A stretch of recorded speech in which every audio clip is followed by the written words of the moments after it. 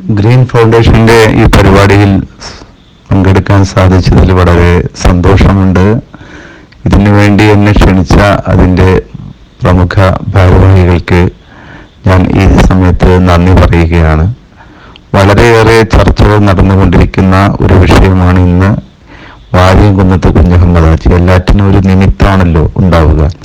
ഇവിടെ അദ്ദേഹത്തെക്കുറിച്ച് 2-3 ഫിലിമുകൾ വരുന്നു, സിനിമകൾ വരുന്നു എന്നുള്ള കേവലം ഫേസ്ബുക്കുകളിലൂടെ അതൊരു ചർച്ചയായി മാറുകയും ചാനലുകളും അതുപോലെ തന്നെ വാട്സാപ്പ് ഗ്രൂപ്പുകളും പ്രമുഖരൊക്കെ ഏറ്റെടുക്കുകയും ചെയ്തു. ഞാൻ പറയുന്നത് അങ്ങനെയൊക്കെ വിവാദമുണ്ടാകുമ്പോഴാണ് കാര്യങ്ങൾ മുന്നോട്ട് വരിക, കാര്യങ്ങൾ കൂടുതൽ മനസ്സിലാക്കാനും കഴിയും. ഇപ്പം നമ്മുടെ കഴിഞ്ഞ പൗരത്വ പ്രശ്നം ഇതൊക്കെ ഇങ്ങനെ വിവാദമുണ്ടായപ്പോഴാണ് അതിലേക്ക് ശ്രദ്ധ പതിപ്പിച്ചത്. അപ്പോൾ ഇത് മലബാർ സമരം അല്ലെങ്കിൽ മലബാർ കലാപം, മലബാർ ലഹള എന്നൊക്കെ പേരിട്ട് വിളിക്കുന്ന, മലബാറിലെ കർഷക മാപ്പിള സമരം എന്നൊക്കെ പേര് വിളിക്കുന്ന, ഇങ്ങനെ പലതരത്തിൽ പേര് വിളിക്കുന്ന ആ സമരത്തിന് അതിൻ്റെ കാരണങ്ങളും അതിൻ്റെ വസ്തുതകളൊക്കെ പലരും വിലയിരുത്തിയതാണ്. പക്ഷെ ഒരു വസ്തുതയെ ആർക്ക് വേണമെങ്കിലും എങ്ങനെയും വ്യാഖ്യാനിക്കാം. അവരവരുടെ മുൻധാരണകൾക്കും മുൻവിധികൾക്കും അനുസരിച്ച് അവർക്ക് അനുയോജ്യമായ വിധം വസ്തുതകളെ തെറ്റായി വ്യാഖ്യാനിക്കുമ്പോഴാണ് പലപ്പോഴും തെറ്റായ ചരിത്രം ഉണ്ടാകുന്നത്. വസ്തുതകൾ പലപ്പോഴും നമുക്കെതിരാണെങ്കിൽ കൂടി, അത് വിശകലനം ചെയ്യുന്ന ആൾക്കെതിരാണെങ്കിൽ കൂടി അത് സത്യസന്ധമായി അവതരിപ്പിക്കുക എന്നൊരു ദൗത്യം ചരിത്ര വിദ്യാർത്ഥികൾക്കുണ്ട്. യഥാർത്ഥത്തിൽ അതാണ് ഗവേഷണം എന്ന് പറയുന്നത്. അല്ലാതെ വസ്തുതകളെ തെറ്റായി ചിത്രീകരിച്ച് അത് തെറ്റായ രീതിയിൽ അവതരിപ്പിക്കുന്നത് ഒരിക്കലും ഗവേഷണമല്ല. ഇവിടെ മുസ്ലിങ്ങളായി ആരെന്ത് പ്രവർത്തിക്കുമ്പോഴും അതിനെ തെറ്റായി വിശകലനം ചെയ്യാനുള്ള ശ്രമം സാമുദായിക വർഗീയ ഫാസിസ്റ്റ് വാദികൾ നടത്തുന്നുണ്ട്. ഇത് ഇന്നോ ഇന്നലെയും തുടങ്ങിയതല്ല. ഇവിടെ ഇന്ത്യയിൽ ഏറ്റവും വലിയ ഒരു പരിവർത്തനമുണ്ടാക്കിയ ഭരണമാണ് സുൽത്താൻമാരുടേതും മുഗളന്മാരുടേതും. വളരെയേറെ ഉച്ചനീചത്വങ്ങൾ അനുഭവിച്ച ഭൂരിപക്ഷ വരുന്ന സമുദായം, സമൂഹവും നാട്ടിനെ ഒരു അരാജകത്വപരമായ സ്ഥിതിയിലേക്ക് നയിച്ചപ്പോൾ പരസ്പരം ഭിന്നതകൾ, രാജാക്കന്മാർ തമ്മിലുള്ള തമ്മിലടികൾ, അതോടൊപ്പം ഭൂരിപക്ഷം പേരെ അകറ്റി നിർത്തുക തുടങ്ങി ഒരു രാജ്യത്തിന്റെ വികസനവും എല്ലാം മുരടിപ്പിക്കുന്ന തരത്തിലുള്ള ജാതി വ്യവസ്ഥ ഇന്ത്യയിലുണ്ടായ കാലത്താണ് നിരവധി സൂഫികളും അതുപോലെ തുർക്കി ഭരണാധികാരികളും മുഗൾ ഭരണാധികാരികളും ഒക്കെ ഇവിടേക്ക് വരുന്നത്. അത് വലിയ മാറ്റം ഇന്ത്യയിൽ ഉണ്ടാക്കി എന്നതിൻ്റെ അർത്ഥം വളരെ പേർ വിവിധ മതങ്ങളിലേക്ക് മാറി, പല പുതിയ മതങ്ങളും ഉദയം ചെയ്തു. അതോടൊപ്പം തന്നെ ഇവിടെയുള്ള ജനങ്ങളിൽ നിന്ന് തന്നെ പുതിയ വിശ്വാസങ്ങൾ, ഭക്തി പ്രസ്ഥാനം പോലുള്ള പ്രവർത്തനങ്ങൾ മുന്നോട്ട് വന്നു. അപ്പോൾ അത് ഈ നാടിൻ്റെ പ്രദേശത്തിൻ്റെ, നമ്മുടെ ഇന്ത്യ ഉപഭൂഖണ്ഡത്തിൻ്റെ മുഖച്ഛായ തന്നെ മാറ്റി. ബ്രിട്ടീഷുകാരുടെ കാലത്ത് ഒരുപാട് അവർക്കെതിരെയായിട്ട് നിന്ന, അല്ലെങ്കിൽ ബ്രിട്ടീഷ് ഭരണം ഇവിടെ പാടില്ല എന്ന് പറഞ്ഞ ഭരണാധികാരികളെ കുറിച്ച് സംഘപരിവാരം എന്താണ് പ്രചരിപ്പിക്കുന്നത് എന്ന് നമ്മൾ കാണുന്നുണ്ടല്ലോ. ടിപ്പു സുൽത്താനെ കുറിച്ച്, ബഹാദുർ ഷാ സഫറിനെ കുറിച്ച്, ഇതുപോലെ നിരവധി ആളുകളെ കുറിച്ച് തെറ്റായ രീതിയിൽ പ്രചരിപ്പിക്കുന്നു എന്ന് മാത്രമല്ല, ബ്രിട്ടീഷുകാരിൽ നിന്ന് സ്വാതന്ത്ര്യം ലഭിക്കുന്നതിന് വേണ്ടി രംഗത്ത് വന്ന ഇതുപോലുള്ള നേതാക്കന്മാരെ സ്വാതന്ത്ര്യ സമരത്തിന്റെ ആളുകളായിട്ട്, നേതാക്കന്മാരായിട്ട് അവർ അംഗീകരിക്കുന്നില്ല. അവര് സുഭാഷ് ചന്ദ്രബോസിനെയോ മഹാത്മാഗാന്ധിയെയോ പണ്ഡിറ്റ് ജവഹർലാൽ നെഹ്റുവിനെയോ ആരെയും അവർ സ്വാതന്ത്ര്യ സമരത്തിന്റെ ആളുകളായിട്ട് അംഗീകരിക്കുന്നില്ല. അവരംഗീകരിക്കുന്നത് മുഗളന്മാർക്കെതിരെ പടപൊരുത്തിയ റാണാ പ്രതാപിനെയും അതുപോലെ രജപുത്ര രാജാക്കന്മാരെയാണ്, മുഗളന്മാർക്കെതിരെ പടപൊരുതിയ. അപ്പോൾ ബ്രിട്ടീഷുകാർ ഇവിടെ നിന്ന് പോയത് ഒരിക്കലും തങ്ങൾ ഇഷ്ടപ്പെടുന്നില്ല എന്ന നയമാണ് സംഘപരിവാറും ഫാസിസ്റ്റുകളും എന്നും ഇവിടെ പുലർത്തിയത്. ബങ്കിം ചന്ദ്ര ചാറ്റർജിയുടെ ആനന്ദമഠം എന്ന നോവല് വായിച്ചിട്ടുണ്ടോ എന്നറിയില്ല. അത് ദേശീയവാദികൾ ഉയർത്തിപ്പിടിക്കുമായിരുന്നു. അത് ബ്രിട്ടീഷുകാർക്കെതിരെ നിലകൊള്ളുന്നതിന് വേണ്ടിയല്ല അന്നത്തെ ബ്രാഹ്മണ സവർണ ദേശീയവാദികൾ അത് ഉയർത്തിപ്പിടിച്ചത്. മറിച്ച് മുസ്ലിം ഭരണാധികാരികൾക്കെതിരെ അല്ലെങ്കിൽ മുസ്ലിം പ്രഭുക്കൾക്കെതിരെയൊക്കെ നടത്തിയ വലിയ സമരത്തിന് ഒരു സന്ദേശമായിട്ടാണ്. ഈ ആനന്ദമഠം എന്ന നോവൽ തികച്ചും മുസ്ലിം വിരുദ്ധ പശ്ചാത്തലത്തിൽ നിന്നാണ് ഉണ്ടായത്. അപ്പോൾ അങ്ങനെ ഒരു മുസ്ലിം വിരുദ്ധ പശ്ചാത്തലം സൃഷ്ടിച്ചുകൊണ്ട് ഇന്ത്യയുടെ മതനിരപേക്ഷമായ കാഴ്ചപ്പാടുകളെ ഇല്ലാതാക്കാനും തമസ്കരിക്കാനുമുള്ള ഒരു ശ്രമം എന്നും വർഗീയവാദികൾ നടത്തി വരാറുള്ളതാണ്. അതുകൊണ്ടാണ് ബ്രിട്ടീഷുകാരെ വിറവിറപ്പിച്ച വാര്യംകുന്നത്തെ കുഞ്ഞഹമ്മദാജിയെയും ടിപ്പു സുൽത്താനെയും ഒക്കെ പേര് പരാമർശിക്കുമ്പോൾ, കുഞ്ഞാലി മരക്കാരെ വരെ പേര് പരാമർശിക്കുമ്പോൾ തന്നെ ഇവർക്ക് ഹാലിളകുന്നത്. ചരിത്രത്തെ സത്യസന്ധമായി നോക്കിക്കാണുമ്പോൾ ബ്രിട്ടീഷുകാർ കൊളോണിയലിസ്റ്റുകളാണ്, ഫ്രഞ്ചുകാർ കോളനി ഭരണം നടത്തിയവരാണ്, പറങ്കികൾ അത് നടത്തിയവരാണ്. കാരണം ഇവിടെയുള്ള ധനം അവർ ഇവിടെ നിന്ന് അവരുടെ രാജ്യത്തേക്ക് കൊണ്ടുപോവുകയായിരുന്നു. പക്ഷേ ഇവിടെ വ്യാപാരത്തിന് വന്ന അറബികൾ, അതല്ലെങ്കിൽ ഇവിടെ ഭരണം നിർവഹിച്ച സുൽത്താൻമാർ, അവർ ഒരിക്കലും ഇവിടുത്തെ ധനം മറ്റൊരു സ്ഥലത്തേക്ക് കൊണ്ടുപോയിട്ടില്ല. അവർ ആ ധനം ഇവിടെ തന്നെ ചെലവഴിക്കുകയായിരുന്നു. അതുകൊണ്ടാണ് നമുക്ക് ഇത്രയധികം രമ്യഹർമ്മങ്ങൾ ഉണ്ടായത്. എന്നാൽ ഫ്രഞ്ചുകാരും ബ്രിട്ടീഷുകാരും ഒക്കെ ഇവിടെ നിന്നുള്ള ധനം അവർ സ്വന്തം നാട്ടിലേക്ക് കടത്തുകയായിരുന്നു. അങ്ങനെ ഇന്ത്യയെ ഇംപവറിഷ്, അവരെ വെറും ചണ്ടിയാക്കിയിട്ട് മാറ്റുകയായിരുന്നു. Draining the wealth of India, അങ്ങനെ ഒരു ഡ്രെയിനിങ് തിയറി തന്നെ വന്നു. ദാദാഭായ് നവറോജി അതേക്കുറിച്ച് ഭംഗിയായിട്ട് പറയുന്നുണ്ട്. അപ്പോൾ അങ്ങനെയുള്ള ബ്രിട്ടീഷുകാർക്കെതിരെ മുസ്ലിം സമൂഹം ഒന്നടങ്കം അതിനെതിരായിട്ട് നിന്നിരുന്നു, സാധാരണ മുസ്ലിങ്ങൾ. അതേസമയം സമ്പന്നരായ മുസ്ലിം സമൂഹം ബ്രിട്ടീഷുകാരുടെ ഒപ്പവും നിന്നു. ഇനി അത് സാധാരണ ഹിന്ദുക്കൾ, വലിയൊരു വിഭാഗം, അവർ ബ്രിട്ടീഷുകാർക്ക് എതിരായിട്ട് നിന്നിട്ടുണ്ട്. അതുപോലെ ഉന്നതരായ ഹിന്ദുക്കൾ അവരുടെ ജാതിക്കൊയ്മക്കും ഭരണത്തിനും ഉടവ് തട്ടുമ്പോൾ അവരും ഇങ്ങോട്ട് നിന്നിട്ടുണ്ട്. ഒന്നാം സ്വാതന്ത്ര്യ സമരത്തിൽ പങ്കെടുത്ത റാണി ലക്ഷ്മിബായി, അവർ സ്വാതന്ത്ര്യത്തിന്റെ ആവേശമാണ്. അവർ സ്വാതന്ത്ര്യ സമരത്തിൽ ബ്രിട്ടീഷുകാർക്കെതിരെ നിലകൊള്ളുവാനുണ്ടായിരുന്ന കാരണം അവരുടെ പ്രദേശമായ ഝാൻസി തങ്ങൾക്ക് അവകാശങ്ങളില്ല എന്ന് പറഞ്ഞ് ബ്രിട്ടീഷുകാർ പിടിച്ചപ്പോഴാണ്. അതുപോലെ അവധിലെ ബീഗം ഹസ്രത്ത് മഹൽ ബ്രിട്ടീഷുകാർക്കെതിരെ ശക്തമായി പോരാടിയവരാണ്. അവർക്ക് ഉണ്ടായ പ്രശ്നം, അവരുടെ അവധ് എന്ന പ്രദേശം തങ്ങൾക്ക് മക്കളില്ല എന്ന് പറഞ്ഞുകൊണ്ട് അത് ബ്രിട്ടീഷുകാർ സാമ്രാജ്യത്തോട് ചേർത്തതാണ്. നാനാ സാഹിബ്, അദ്ദേഹം മറാത്ത നേതാവായിരുന്നു. അദ്ദേഹത്തിന് പെൻഷൻ നിഷേധിച്ചപ്പോഴാണ് അദ്ദേഹം ബ്രിട്ടീഷ് വിരുദ്ധ സമരത്തിൽ ചേർന്നത്. ബഹാദൂർ ഷാ സഫറിനെ സംബന്ധിച്ചിടത്തോളം ഹിന്ദുസ്ഥാൻ ആ മുഗൾ കുടുംബത്തിന്റെ അല്ലെങ്കിൽ മുഗൾ വംശത്തിന്റെ തന്നെ ആവേശമായിരുന്നു. അവിടെ നിന്ന് അവരെ ആട്ടി ഓടിക്കാൻ ബ്രിട്ടീഷുകാർ വന്നപ്പോഴാണ് അവർ ഒരുമിച്ചത്. ഇവരെല്ലാവരും ഈ ബഹാദൂർ ഷാ സഫറിനെ നേതാവാക്കി വാഴ്ത്തിയിട്ടാണ് ഒന്നാം സ്വാതന്ത്ര്യ സമരം നയിച്ചത്. എല്ലാവരുടെയും ലക്ഷ്യം ബ്രിട്ടീഷുകാരെ തുരത്തുക എന്നതായിരുന്നു. ഉത്തരേന്ത്യയിലുണ്ടായിരുന്ന അലയോലികളൊക്കെ തുടങ്ങുന്നതിന് മുമ്പ് തന്നെ മലബാറിൽ ബ്രിട്ടീഷുകാർക്കെതിരായ നീക്കം നടന്നിരുന്നു. മലബാറിൽ ബ്രിട്ടീഷുകാർക്കെതിരെ മാത്രമല്ല, പറങ്കികൾക്കെതിരായ അല്ലെങ്കിൽ ആദ്യത്തെ കൊളോണിയൻ വിരുദ്ധ സമരങ്ങൾ നടക്കുന്നത് മലബാറിൽ നിന്നാണ്. കാരണം ആദ്യം പറങ്കികൾ അല്ലെങ്കിൽ കൊളോണിയൻ സമൂഹം കാലുകുത്തിയത് നമ്മുടെ മലബാറിലാണ്. അപ്പോൾ സ്വാഭാവികമായിട്ടും മലബാറിൽ നിന്ന് തന്നെയാണ് സമരങ്ങൾ ഉണ്ടാകുന്നത്. ആ സമരത്തിന് നേതൃത്വം കൊടുത്തത് ഇവിടെയുള്ള അന്നത്തെ ഭരണാധികാരികൾ, സാമൂതിരിയും അതുപോലെ തന്നെ സാമൂതിരിയെ സഹായിച്ചിരുന്ന മുസ്ലിം സമുദായവും ആണ്. ആദ്യമായി ഈ കൊളോണിയലിസത്തിനെതിരെ ഒരു മാനിഫെസ്റ്റോ ഉണ്ടാകുന്നത് മലബാറിൽ നിന്നാണ്. തഹ്രീർ എന്ന പുസ്തകം, അത് സൈനുദ്ദീൻ മഖ്ദൂം എഴുതിയതാണ്. അത് പറങ്കികൾക്കെതിരെ പടപൊരുതുന്നതിനുള്ള ആഹ്വാനമാണ്. അപ്പോൾ എല്ലാം കൊണ്ടും മലബാറാണ് ഇവിടുത്തെ കോളനി വിരുദ്ധ സമരത്തിന്റെ ആദ്യ പടിയായിട്ട് മുന്നോട്ട് വരുന്നത്. ഇവിടുത്തെ കർഷക സമരങ്ങളും ഇവിടുത്തെ മറ്റ് സമരങ്ങളും കൊളോണിയൽ വിരുദ്ധ സമരങ്ങളും ഒക്കെ തികച്ചും ഉത്തരേന്ത്യയിൽ നിന്ന് വ്യത്യസ്തമാണ്.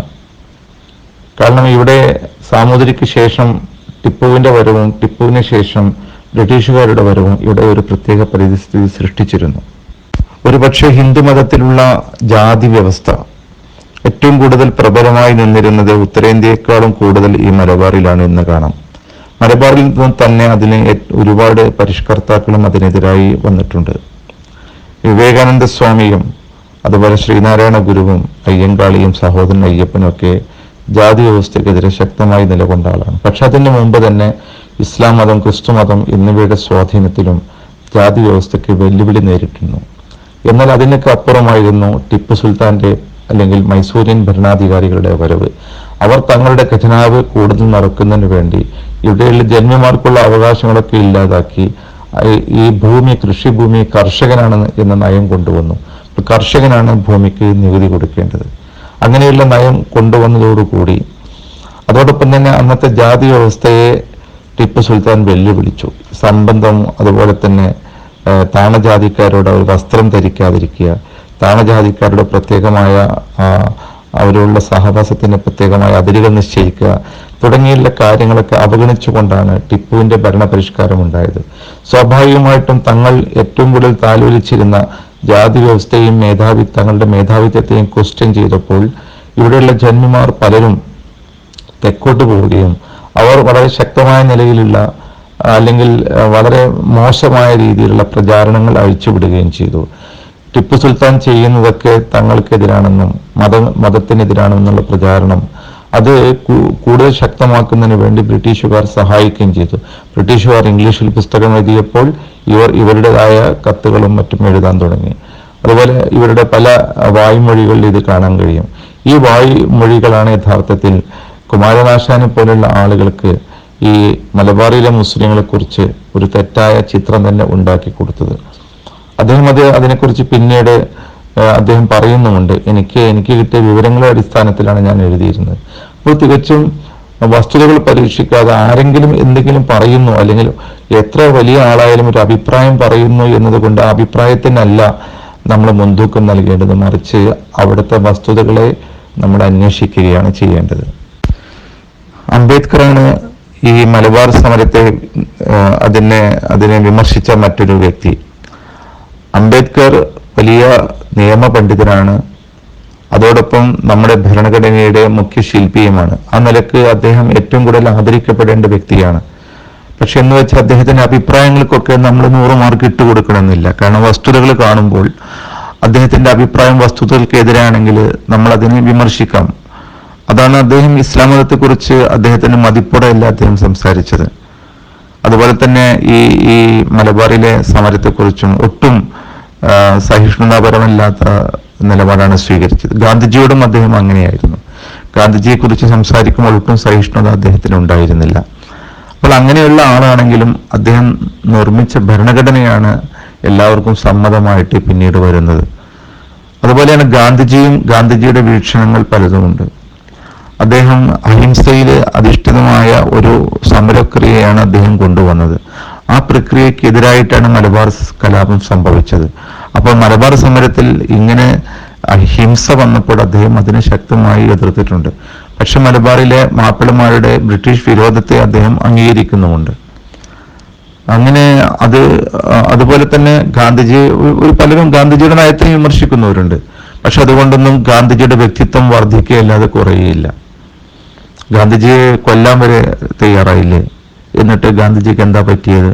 അപ്പോൾ ഇവർ വിചാരിക്കുന്നത് പോലെ, ഫാസിസ്റ്റുകൾ വിചാരിക്കുന്ന പോലെ തങ്ങൾ വിമർശിക്കുമ്പോഴേക്കും എല്ലാ ചരിത്ര വസ്തുതകളും ഇല്ലാതാവും, മണ്ണടിയും, മുസ്ലിങ്ങളുടെ പങ്കൊക്കെ ഇവിടെ നശിക്കാം എന്നൊക്കെ അവർ ഇങ്ങനെ അവരുടെ അനുയായികളെ പഠിപ്പിച്ചു വെച്ചതിന്റെ ഒരു പരിണിത ഫലം എന്നതിലുപരി നമ്മൾ വാര്യംകുന്നത്ത് കുഞ്ഞഹമ്മദാജിയെ കുറിച്ചും കർഷക സമരങ്ങളെ കുറിച്ചും പഠിക്കുമ്പോൾ അതിന്റെ വസ്തുതകൾ നമ്മുടെ മുമ്പിലുള്ളപ്പോൾ നമുക്ക് ഭയപ്പെടേണ്ടതില്ല. ടിപ്പു മലബാറിൽ നിന്ന് അദ്ദേഹത്തിന്റെ പരിഷ്കരണങ്ങളോട് അദ്ദേഹം പിന്നീട് ബ്രിട്ടീഷുകാരുടെ തിരിച്ചുവരവോടുകൂടി ഈ പരിഷ്കരണങ്ങളിൽ നിന്ന് മാറി നിൽക്കേണ്ടി വന്നു. പരിഷ്കരണങ്ങളൊക്കെ വേണ്ട എന്ന് വെച്ചു. റവന്യൂ പരിഷ്കരണം വീണ്ടും പഴയപടിയിലേക്ക് മാറ്റി കുറച്ചുകൂടി ക്രൂരമായ രീതിയിലേക്ക് മാറ്റുകയാണ് ബ്രിട്ടീഷുകാർ ചെയ്തത്.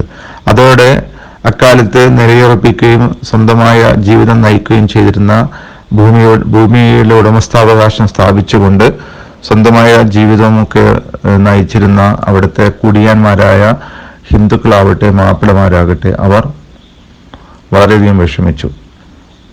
അവർ വർഷങ്ങളോളം അവർ താമസിച്ചിരുന്ന ഭൂമിയിൽ നിന്ന് അവരെ പുറത്താക്കുകയാണ്. അവർ ഒരുപാട് പേർ മതം മാറി ക്രിസ്ത്യാനികളായിരുന്നു, മുസ്ലിങ്ങളായിരുന്നു. പക്ഷെ മുസ്ലിങ്ങളോടായിരുന്നു മുഖ്യമായും ഇവർക്കുണ്ടായിരുന്ന രോഷം. കാരണം ബ്രിട്ടീഷുകാർ ക്രിസ്ത്യാനികളായതുകൊണ്ട് ക്രിസ്തുമതവുമായിട്ട് അവർ ഫ്രണ്ട്ലി ആയിരുന്നു. പക്ഷേ മുസ്ലിങ്ങൾ അവരെ കാടന്മാരും അപരിഷ്കൃതരും വിമതന്മാരും കലാപകാരികളുമായിട്ടാണ് മുദ്ര കുത്തിയിരുന്നത്. അതുകൊണ്ട് ഇവരെ നശിപ്പിക്കുന്നതിന് വേണ്ടി ജന്മിമാരുമായി കൂട്ടുകൂടുന്ന ഒരു നയമാണ് അവർ സൃഷ്ടിച്ചെടുത്തത്.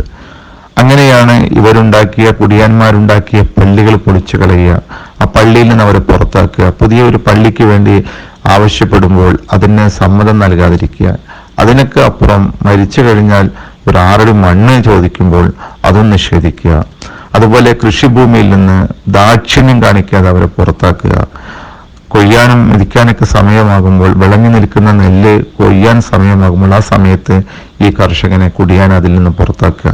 ഇങ്ങനെ നാനാവിധേനയുള്ള ദ്രോഹം ചെയ്തുകൊണ്ടിരിക്കുന്ന കാലത്ത് അതൊക്കെ സഹിച്ചുകൊണ്ടാണ് അന്നത്തെ കർഷകർ ജീവിച്ചിരുന്നത്. അതോടൊപ്പം ബ്രിട്ടീഷുകാർ വന്നതോടുകൂടി മുമ്പുണ്ടായിരുന്ന പാരമ്പര്യ നിയമങ്ങളിൽ നിന്നും മാറി കൂടുതൽ ചൂഷണം ചെയ്യുന്നുള്ള അവസരങ്ങൾ ഉണ്ടാക്കി. ഇതിനെതിരെ എന്തു ചെയ്യണം എന്ന് ആലോചിക്കുമ്പോഴാണ് അവരുടെ സംരക്ഷണത്തിന് വേണ്ടി അറേബ്യയിൽ നിന്നും വന്ന മമ്പറന്തങ്ങളും ഫസൽ തങ്ങളും ഒക്കെ രംഗത്ത് വരുന്നത്. ഈ പാവങ്ങളെ സഹായിക്കാൻ, അവരുടെ ആവരാതികൾ കേട്ട് അവരുടെ വിഷമങ്ങൾക്കൊരു പരിഹാരം കാണാൻ പലരും ഈ ജന്മിമാരുമായിട്ട് ബന്ധപ്പെടുകയും, പ്രത്യേകിച്ചും കപ്പറാട്ട് പണിക്കരെ പോലുള്ള ആളുകളുമായിട്ട് മമ്പറന്തങ്ങൾക്കൊക്കെ വലിയ ബന്ധമാണ് ഉണ്ടായിരുന്നത്. പലരും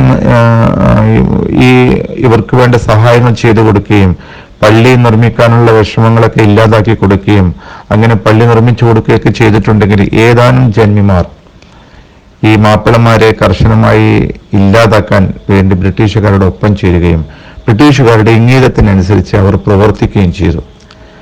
അപ്പോഴാണ് കലാപം ഉണ്ടാക്കുന്നത്. കൊളത്തൂരെ വാര്യർ, അതുപോലെ കോമു മേനോൻ തുടങ്ങി കുറച്ച് ആളുകൾ മലബാറിലുള്ള അവർ ശക്തമായ നിലപാട് മുസ്ലിങ്ങൾക്കെതിരെയും മാപ്പിളമാർക്കെതിരെയൊക്കെ എടുത്തപ്പോൾ മാപ്പിളമാർ ഇവർക്കെതിരെ സമരത്തിന് ഒരുങ്ങുകയാണ്. അതിനുള്ള ആഹ്വാനം ഫസൽ പൂക്കോയത്തങ്ങളും മമ്പ്രന്തങ്ങളും നൽകി എന്നാണ് അറിയുന്നത്.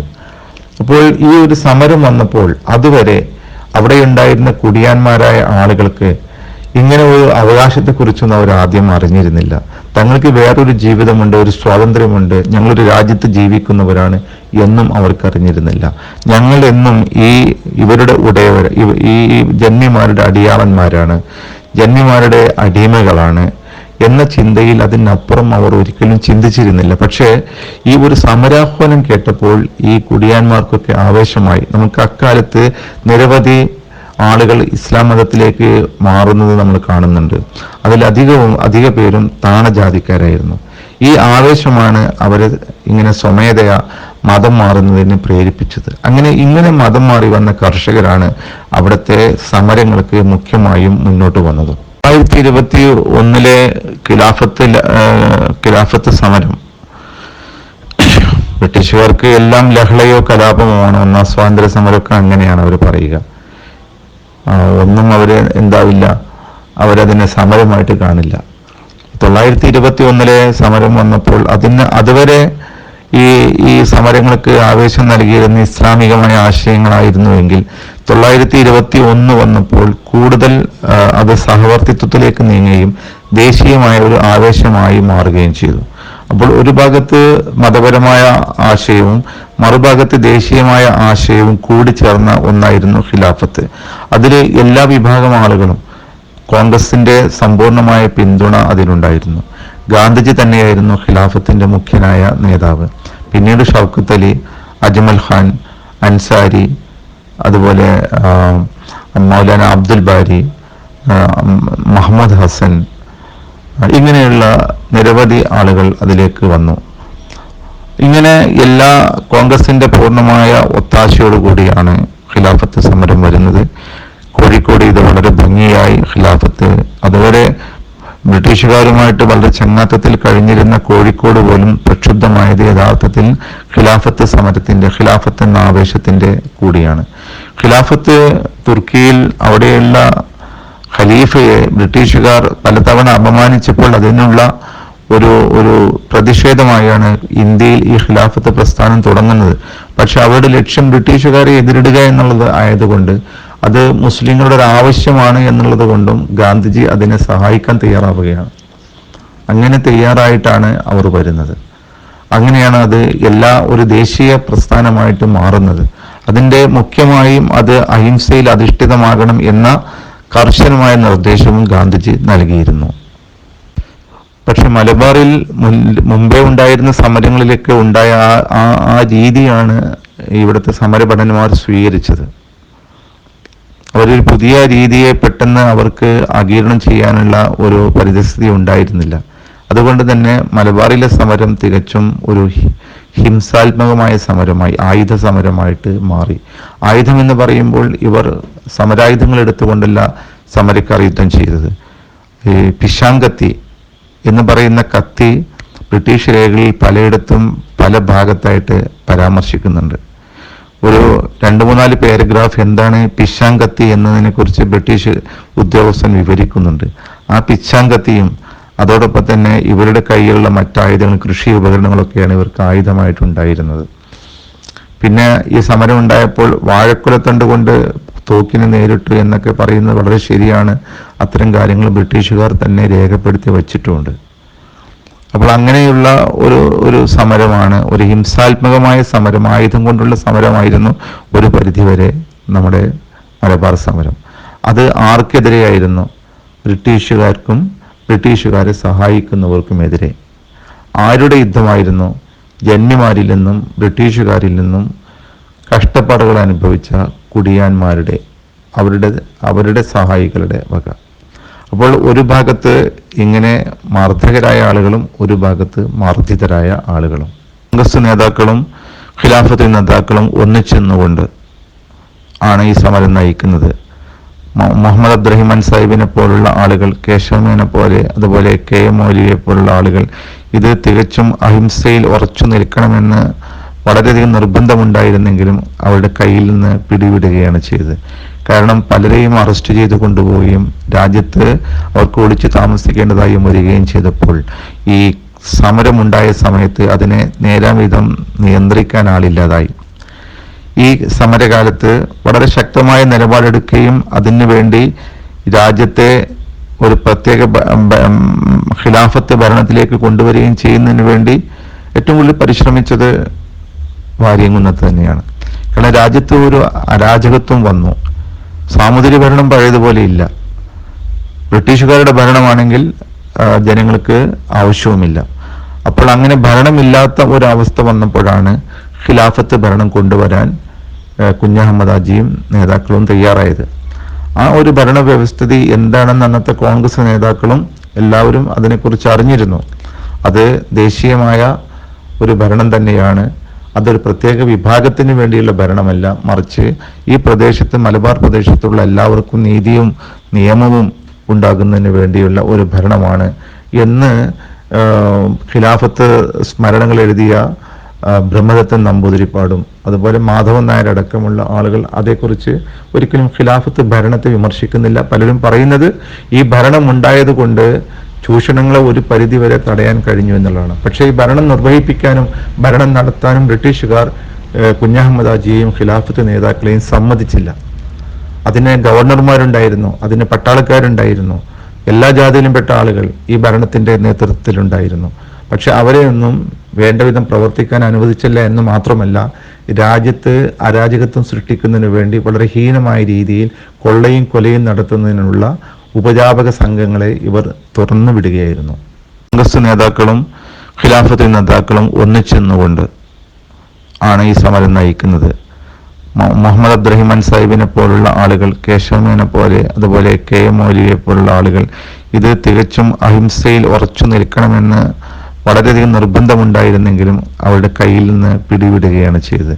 കാരണം പലരെയും അറസ്റ്റ് ചെയ്ത് കൊണ്ടുപോവുകയും രാജ്യത്ത് അവർക്ക് ഒളിച്ചു താമസിക്കേണ്ടതായി വരികയും ചെയ്തപ്പോൾ ഈ സമരമുണ്ടായ സമയത്ത് അതിനെ നേരാംവിധം നിയന്ത്രിക്കാൻ ആളില്ലാതായി. ഈ സമരകാലത്ത് വളരെ ശക്തമായ നിലപാടെടുക്കുകയും അതിനുവേണ്ടി രാജ്യത്തെ ഒരു പ്രത്യേക ഖിലാഫത്ത് ഭരണത്തിലേക്ക് കൊണ്ടുവരികയും ചെയ്യുന്നതിന് വേണ്ടി ഏറ്റവും കൂടുതൽ പരിശ്രമിച്ചത് വാര്യംകുന്നത്ത് തന്നെയാണ്. കാരണം രാജ്യത്ത് ഒരു അരാജകത്വം വന്നു. സാമൂതിരി ഭരണം പഴയതുപോലെ ഇല്ല. ബ്രിട്ടീഷുകാരുടെ ഭരണമാണെങ്കിൽ ജനങ്ങൾക്ക് ആവശ്യവുമില്ല. അപ്പോൾ അങ്ങനെ ഭരണമില്ലാത്ത ഒരവസ്ഥ വന്നപ്പോഴാണ് ഖിലാഫത്ത് ഭരണം കൊണ്ടുവരാൻ കുഞ്ഞഹമ്മദ് ഹാജിയും നേതാക്കളും തയ്യാറായത്. ആ ഒരു ഭരണ വ്യവസ്ഥിതി എന്താണെന്ന് അന്നത്തെ കോൺഗ്രസ് നേതാക്കളും എല്ലാവരും അതിനെക്കുറിച്ച് അറിഞ്ഞിരുന്നു. അത് ദേശീയമായ ഒരു ഭരണം തന്നെയാണ്. അതൊരു പ്രത്യേക വിഭാഗത്തിന് വേണ്ടിയുള്ള ഭരണമല്ല, മറിച്ച് ഈ പ്രദേശത്ത്, മലബാർ പ്രദേശത്തുള്ള എല്ലാവർക്കും നീതിയും നിയമവും ഉണ്ടാകുന്നതിന് വേണ്ടിയുള്ള ഒരു ഭരണമാണ് എന്ന് ഖിലാഫത്ത് സ്മരണകൾ എഴുതിയ ബ്രഹ്മദത്തൻ നമ്പൂതിരിപ്പാടും അതുപോലെ മാധവൻ നായർ അടക്കമുള്ള ആളുകൾ അതേക്കുറിച്ച് ഒരിക്കലും ഖിലാഫത്ത് ഭരണത്തെ വിമർശിക്കുന്നില്ല. പലരും പറയുന്നത് ഈ ഭരണം ഉണ്ടായത് കൊണ്ട് ചൂഷണങ്ങളെ ഒരു പരിധി വരെ തടയാൻ കഴിഞ്ഞു എന്നുള്ളതാണ്. പക്ഷേ ഈ ഭരണം നിർവഹിപ്പിക്കാനും ഭരണം നടത്താനും ബ്രിട്ടീഷുകാർ കുഞ്ഞഹമ്മദ് ഹാജിയെയും ഖിലാഫത്ത് നേതാക്കളെയും സമ്മതിച്ചില്ല. അതിന് ഗവർണർമാരുണ്ടായിരുന്നു, അതിന് പട്ടാളക്കാരുണ്ടായിരുന്നു, എല്ലാ ജാതിയിലും പെട്ട ആളുകൾ ഈ ഭരണത്തിന്റെ നേതൃത്വത്തിലുണ്ടായിരുന്നു. പക്ഷെ അവരെയൊന്നും വേണ്ടവിധം പ്രവർത്തിക്കാൻ അനുവദിച്ചില്ല എന്ന് മാത്രമല്ല, രാജ്യത്ത് അരാജകത്വം സൃഷ്ടിക്കുന്നതിന് വേണ്ടി വളരെ ഹീനമായ രീതിയിൽ കൊള്ളയും കൊലയും നടത്തുന്നതിനുള്ള ഉപജാപക സംഘങ്ങളെ ഇവർ തുറന്നു വിടുകയായിരുന്നു.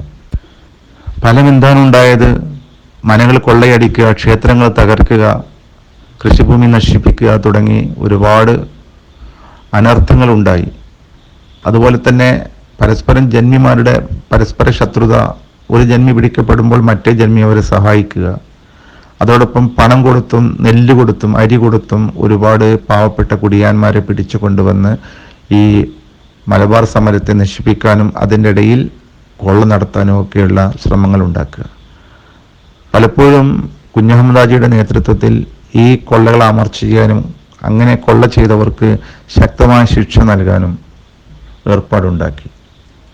അതിൻ്റെ പേരിൽ അടിച്ചു കൊല്ലുന്ന നിയമങ്ങളൊക്കെ ഉണ്ടാക്കിയിരുന്നു.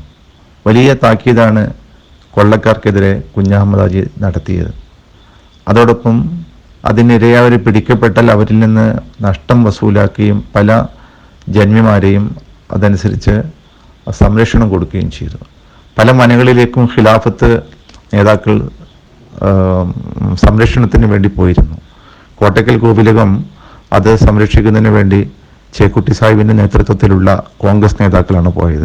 അപ്പോൾ അങ്ങനെ ഖിലാഫത്ത് നാട്ടിൽ സമാധാനം ഉണ്ടാക്കുന്നതിന് വലിയ ശ്രമമാണ് നടത്തിയത്. പക്ഷെ അങ്ങനെ സമാധാനം വരരുത് എന്നാഗ്രഹിച്ച ബ്രിട്ടീഷ് ജന്മി കൂട്ടുകെട്ട് ഇങ്ങനെയുള്ള ഒരുപാട് അനർത്ഥങ്ങൾ കൊണ്ടുവന്ന് വെച്ച് ഇതിൻ്റെ മുഖം കെടുത്താൻ ശ്രമിച്ചു. പക്ഷെ അപ്പോഴൊക്കെ കുഞ്ഞഹമ്മദ് ഹാജിയുടെ നിശ്ചയദാർഢ്യവും അദ്ദേഹത്തിൻ്റെ വ്യക്തിവൈഭവവും അദ്ദേഹത്തിൻ്റെ ഭാഷാ നൈപുണ്യവും ഈ സമരങ്ങളെ മാക്സിമം യഥാവിധി നിലനിർത്താൻ സഹായിച്ചു. പക്ഷേ അദ്ദേഹത്തിന് ശത്രുക്കൾ ഒരുപാട് കൂടുതലായിരുന്നു. ആ ശത്രുക്കളിൽ മാപ്പിളമാരുമുണ്ട്, അതുപോലെ തന്നെ ജന്മിമാരുമുണ്ട്, അവരുടെ ആശ്രിതരായ കുടിയാന്മാരുമുണ്ട്. അവരെ നിലക്ക് നിർത്താൻ അദ്ദേഹത്തിന് കഴിയാതായത് അദ്ദേഹത്തെ 4 ഭാഗത്തു നിന്നും വളഞ്ഞിട്ട് ആക്രമിക്കാൻ ആമ സൂപ്രണ്ടിന്റെ നേതൃത്വത്തിലും അമ്മ സാഹിബിന്റെ നേതൃത്വത്തിലുമുള്ള ബ്രിട്ടീഷ് പട്ടാളം ശക്തമായി പല ഭാഗത്തു നിന്നും വിദേശങ്ങളിൽ നിന്നും വരെ ഇവരെ ഒതുക്കുന്നതിന് വേണ്ടി പട്ടാളത്തെ ഇറക്കിയിട്ടാണ് ഈ കുഞ്ഞഹമ്മദ് ഹാജിയെ പിടിക്കുന്നത്. അതോടുകൂടി നാട് കുട്ടിച്ചോറായി. കുഞ്ഞഹമ്മദ് ഹാജി നാട്ടിന് വേണ്ടിയാണ് മരിച്ചത് എന്ന കാര്യത്തിൽ പിന്നെ എന്ത് സംശയമാണ് ആർക്കാനുണ്ടാവുക?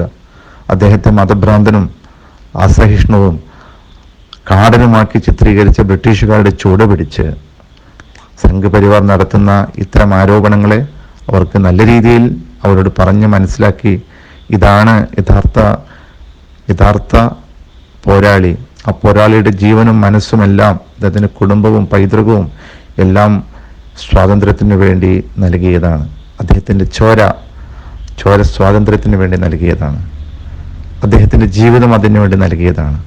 അദ്ദേഹത്തെ ബ്രിട്ടീഷുകാർ പിടിച്ചുകെട്ടി ക്രൂരമായ അക്രമങ്ങൾ ഏൽപ്പിച്ച് അദ്ദേഹത്തെ വെടിവെച്ച് കൊന്ന അദ്ദേഹത്തിൻ്റെ മൃതശരീരം കത്തിച്ച് ചാമ്പലാക്കി അദ്ദേഹത്തിൻ്റെ രേഖകൾ മുഴുവനും ഖിലാഫത്ത് ഭരണത്തിൻ്റെ രേഖകൾ ഒന്നടങ്കം ആ പെട്ടികൾ ഒന്നായിട്ട് കൊണ്ടുവന്ന് ചിതയിലിട്ട് എല്ലാം പറഞ്ഞ് ഇനി അദ്ദേഹം ജീവിക്കരുത് എന്ന രീതിയിൽ ഏറ്റവും വലിയ ശത്രുവായി ബ്രിട്ടീഷുകാർക്ക് ബോധ്യമായ വ്യക്തിയാണ് വാര്യംകുന്നത്ത് കുഞ്ഞഹമ്മദ് ഹാജി.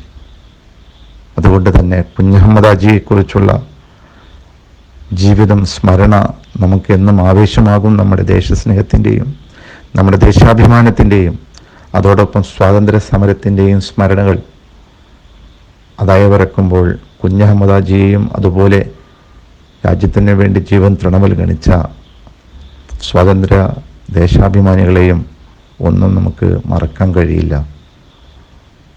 ആ ജീവിതത്തിൽ നിന്ന് പാഠം ഉൾക്കൊണ്ടുകൊണ്ട് നമ്മുടെ ഭാവിയും നമ്മുടെ ദേശസ്നേഹവും നമ്മുടെ മതനിരപേക്ഷതയും എന്നും നിലനിൽക്കട്ടെ എന്ന് ഇത്തരുണത്തിൽ പ്രാർത്ഥിക്കുകയാണ്. Thank you very much.